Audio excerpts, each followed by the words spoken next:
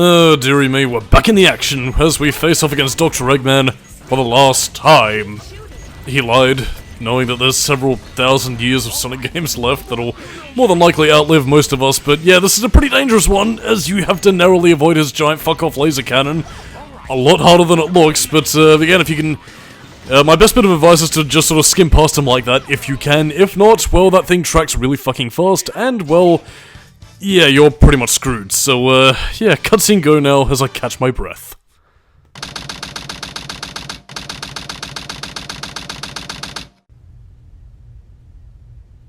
I feel some strange energy.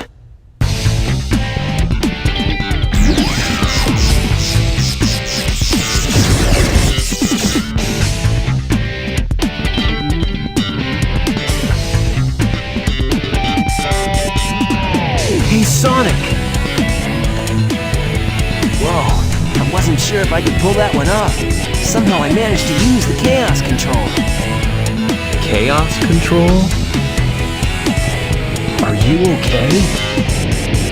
I'm worried about Tails and Amy. I hate to ask, but could you help them? This is our last chance. I got it.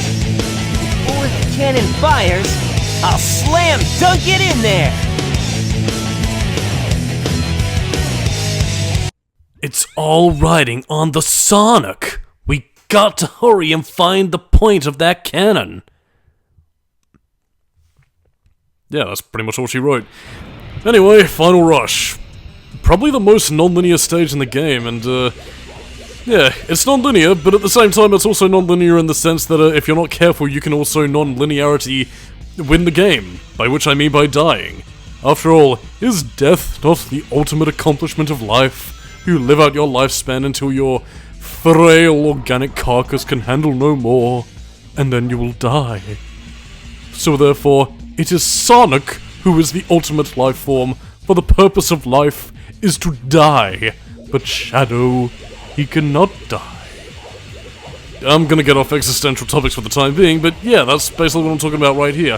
You could ride this rail all the way down there, or you could just, you know, jump down and pretty much skim your way right down to those platforms over there right from the beginning, just saving yourself a little bit of time. There are a lot of cool little shortcuts you can take in this level, but it is worth, you know, riding the rails and finding the best points in which to jump, you know, as indicated by the red and green. Jump off of the green, and you'll be extreme, but jump off of the red, and, well, you're gonna start to dread. Primarily because, again, you don't get any points threshold if you jump off of the red, and, again, in typical video game helpful hint fashion, you know, without stopping the player to warn them, yeah, well, basically that's pretty much your warning sign. Red equals negative, green equals good. A color scheme that made its way into very noticeable places in Doom 2016 and Doom Eternal. I mean, again, it's helpful game design, but god, the amount of green and red nearby platforms that Doom Guy can climb up in that game is, staggering. Good call on id Software's part, but at the same time, though, you know, when you're playing on video games, you tend to notice this kind of thing, but, that's not a negative thing, mind you, it's just, I don't know.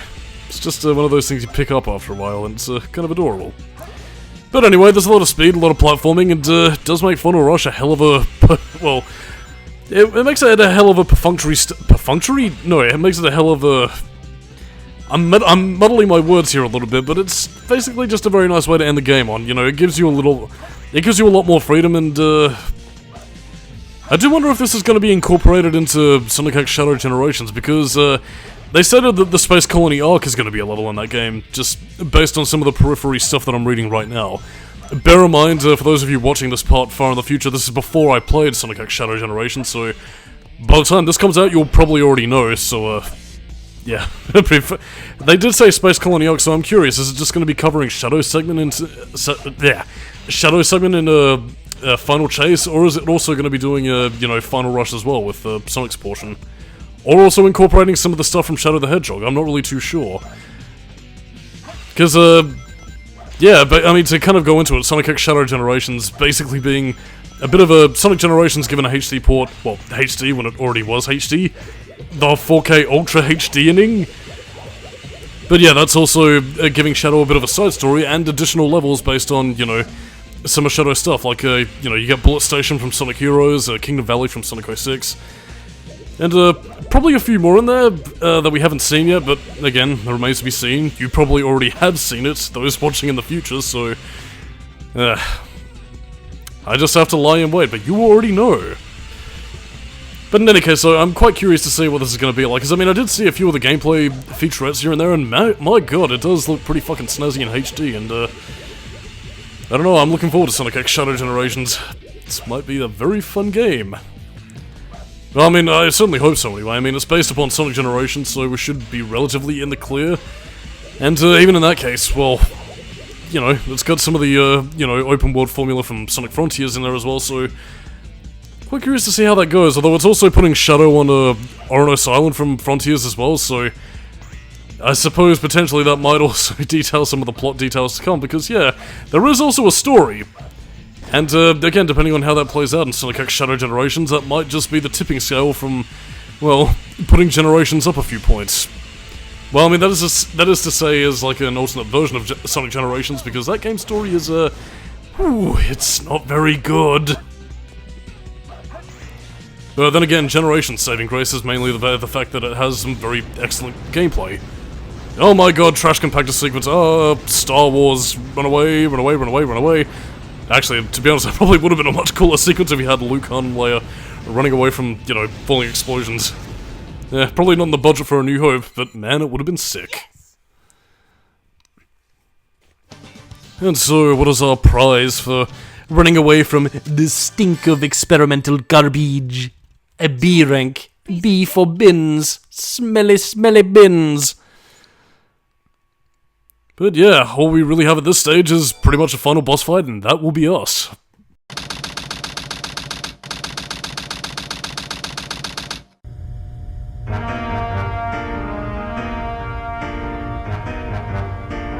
You never cease to surprise me, Blue Hedgehog.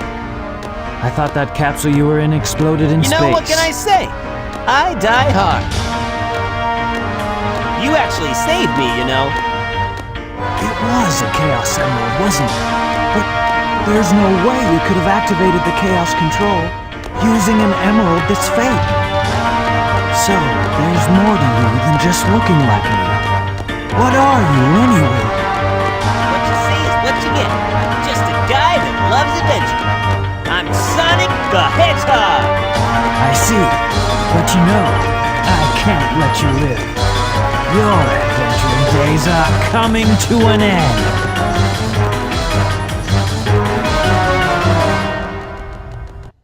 Again, stated as much in the review, and I'm still going to state it here, but I do love Sonic and Shadow's growing respect for one another as they go throughout the game. I mean, it's kind of a nuanced sort of portrayal of what, you know, the 2010s and, you know, later iterations of Shadow would be portrayed like. In the sense that they tend to portray him being more as like, oh yeah, I'm fucking hot shit, I'm the best, and I'm also emo, fuck you, whatever kind of stuff, but... I don't know. You know, his admiration, respect, and rivalry all working in perfect harmony. I mean, again, to sort of talk about characters before I get to the boss fight, I'm not against the idea of Shadow being boastful, it's just that, you know, he needs to have a certain degree of respect and, you know, admiration for his opponent for it to really work. Because, I mean, the alternative is that you basically get stuff like Shadow the Hedgehog where it's like, yeah, I'm a smug bitch who just doesn't give a fuck, or then you get Sonic Forces style, yeah, Infinite, you're a little bitch, so fuck you, bye. And then he doesn't even have a beef with Shadow for the rest of the game, and then just, bleh. Anyway, that's all later Sonic games. So talk about the boss fights, yeah, it's basically the 3D equivalent of what Sonic Advance 2 would pretty much have for its boss fights, where, you know, you're pretty much constantly on a running path, and, well, you'll pretty much be going out of your way to try and attack your opponents and sort of fake them out, really. In Shadow's case, it's pretty much baiting him into a homing attack, or baiting him into using his special attacks via the Chaos Spheres. And, yeah, when he launches them out, pretty much use that as your method of attack, or if you can, you know, bait him into launching his homing attack a bit earlier on, then when he gets to the pinpoint precision moment when he lands, then you can pretty much go in with your own homing attack or rolling ball form, and just lay off the smackdown. Now, of course, by the time you get about 3 hits onto him, he will eventually get wise, so, you know, whenever you do try and spin dash into him, he will jump over you, and, you know, he will be a bit more attentive and Chaos Control away, so, it does pay to be very attentive towards your window of opportunity, but, again, if you happen to have a trail of rings, you can actually lightspeed dash into him, so, yeah, got a lot of places to use to your advantage, but, do be careful of those flaming meteors that are kept in balance by the station's gravitronic field, and, yeah, all will be well. But yeah, it's kind of a similar thing to Knuckles and Rouge, really. Either Sonic gets a special attack, or Shadow does. Really, only your enemies get to access it, which is a bit pish, although if you play the multiplayer mode, well, your rewards are there to be born.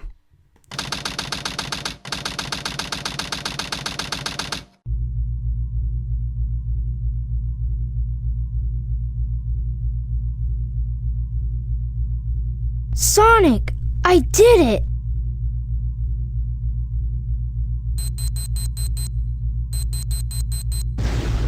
Awesome job, Tails! Sonic! Look outside! Woo!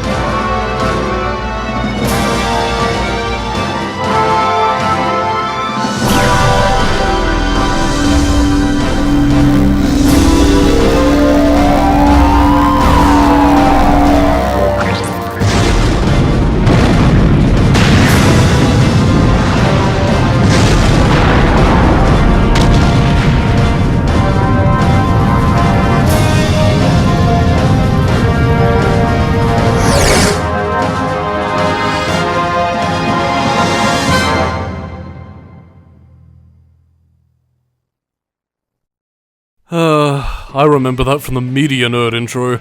Gentleman! But anyway, that was a hero side story of Sonic Adventure 2. Yeah, we're not quite done with the game yet, we still have a dark side story, and maybe a little something more. But yeah, kind of sum up the hero story in very short fashion, not to give the entire game away, mind you, but yeah, hero side story, pretty much a very basic Sonic vs. Eggman Motron with a few mysterious sprinklings of mystery here and there. But overall, it's very action-packed, very, you know, slick and silky.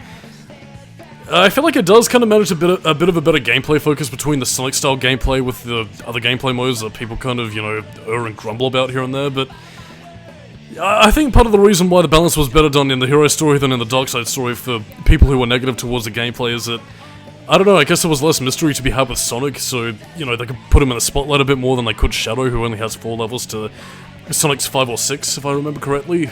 It might be a bit less than that, but I'm just sort of rounding up the numbers here. In any case, though, we also get to listen to Sonic's theme song in the hero side credits, which is pretty cool. But yeah, if you also want to listen to some music, there is actually a sound test in this game, so, you know, free soundtrack to listen to while you're kicking back on your Dreamcast, doing your homework, having a Pepsi, on the patio or at the beach, wherever good times are had, you can listen to It Doesn't Matter, right here on the Solidus-Skully radio. Oh yeah, taking in a call from everybody on Radical 2000's radio, dude. Oh, well. Again, it's just that, you know, the hero side story is usually the one that I pick first, and, you know, I guess as is to be expected, and you know what, every time I just sort of boot up the game, play through City Escape, again, as I sort of mentioned in a very pathetic, fretting tone in the beginning, I'm home. I don't know, it is something to be said about a comfort game, though whenever you start playing it again, you just feel nice and cozy, just sort of relaxing in the afternoons, and, yeah, on a nice Saturday afternoon, just really gets you to chillax and relax, and just remember that sometimes, even if for a brief moment, everything is alright with the world. Until you stop playing the game and then look outside and realize that everything is wrong with the world. But that's neither here nor there in this case, so on that note, I am Solidus-Skully. Keep it new metal as we look at the Gentleman picture for the Media Nerd intro. And, yeah, join us next time for the dark side story of Sonic Adventure 2. Promotion for Soap Shoes, Sonic's 10th anniversary. That was nearly 23 years ago now. Crikey, don't we feel old, and I'll leave you dudes and dudettes on this. Eggman steals the research from a military base located on an island to the south. The military's top-secret weapon, Shadow, sealed in the space colony Ark, the 7 Chaos Emeralds. When all of the keys have been collected, world conquest will be at hand. Sonic Adventure 2, The Dark Side Story. Long live the Eggman Empire.